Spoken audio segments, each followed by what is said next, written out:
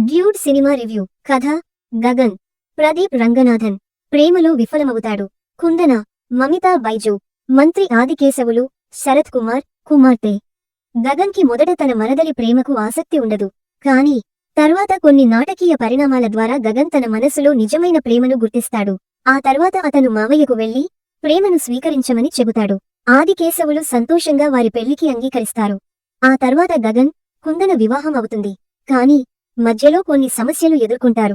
Plus points: Pradeep Ranganathan తన style, comedy timing, stylish elements, బలమైన emotional expressions తో మెప్పించాడు.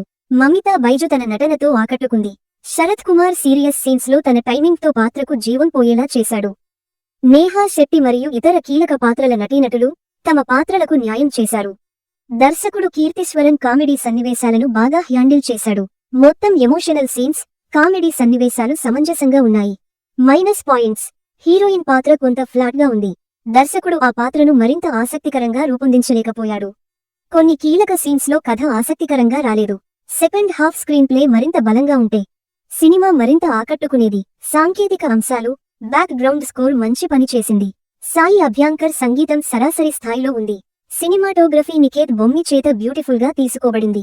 ఎడిటింగ్ లో కొన్ని సన్నివేశాలు చిన్న సవరణలు అవసరం. నిర్మాతలు నవీన్ యన్నేని, వై.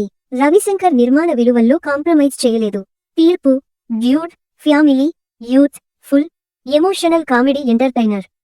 ప్రధాన నటీనటుల ప్రదర్శనలు ఆకట్టుకుంటాయి. కొన్ని సాధారణ సీన్స్ మైనస్ అయినా మొత్తం cinema youth, family, emotional elements తో ప్రేక్షకులను ఎంటర్టైన్ చేస్తుంది.